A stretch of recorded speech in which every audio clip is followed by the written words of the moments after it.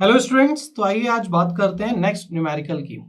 इस न्यूमेरिकल में क्या क्या चीज़ें दी हैं, थोड़ा सा टिपिकल है बट कठिन नहीं है, आपसे बन जाएगा अगर एक बार आपको एक बेसिक अंडरस्टैंडिंग आ जाएगी। अच्छा देखिए, क्वेश्चन को समझना एक बहुत बड़ा टास्क होता है। अगर जैसे ही आपने क्वेश्चन को आपने समझ लिया मतलब 50% तो आपने सॉल्व कर दिया और 50% तो आपको सिर्फ फॉर्मूले ऑफ में वैल्यूज को पुट ऑन करना होता है।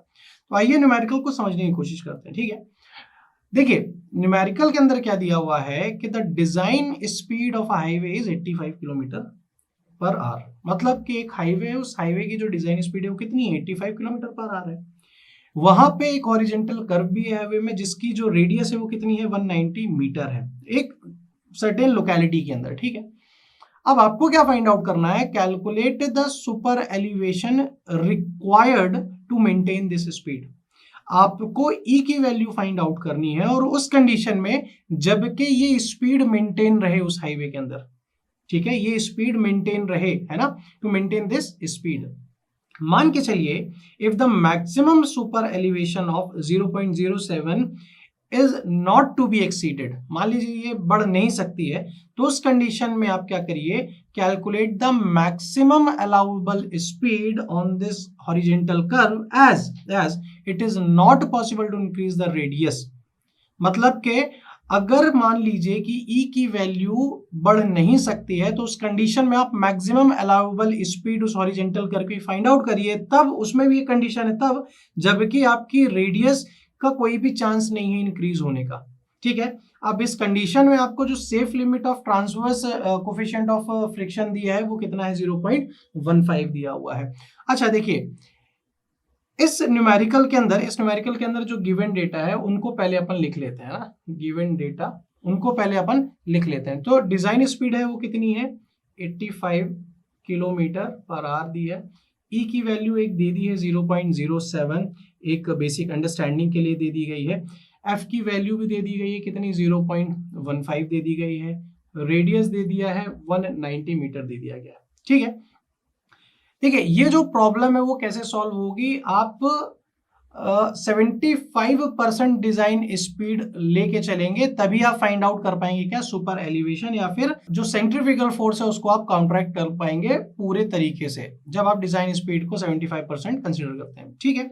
आइए देखते हैं किस तरीके से ई की वैल्यू निकलती है, फाइंड आउट होती है। E is equal to v square upon 225 are.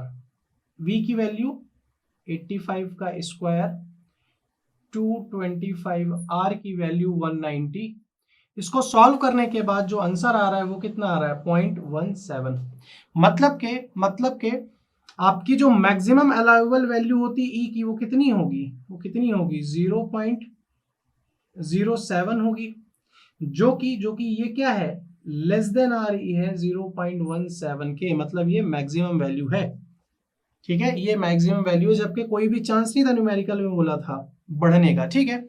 उस आइए उसके बाद हम क्या करते हैं, check for the value of friction. आप एक चेक लगाते हैं काहे के लिए, for the value of friction.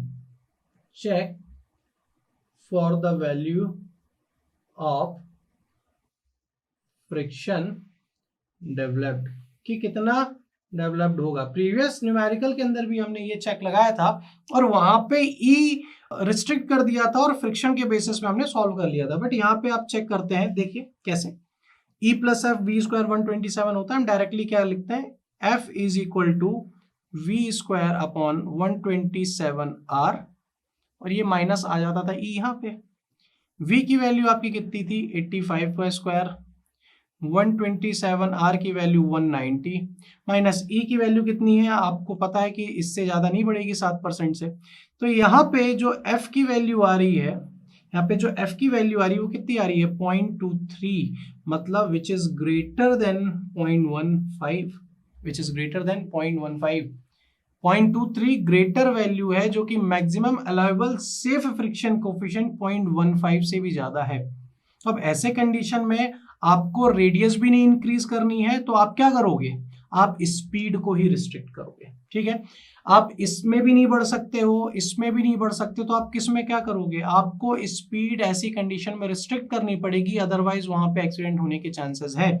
उस कंडीशन में आपको क्या फाइंड आउट करना है, hence maximum allowable speed find out करने के लिए एक फॉर्मूला होता है, क्या होता है, उस कंडीशन में फ्रिक्शन आप 0.15 ही लेंगे, ई 0.07 ही लेंगे। उस कंडीशन में मैक्सिमम अलाउबल स्पीड को फाइंड आउट करने के लिए एक डायरेक्ट फॉर्मूला होता है, जो कि हमने फाइंड आउट किया था, निकाला था 27.94 कैपिटल आर।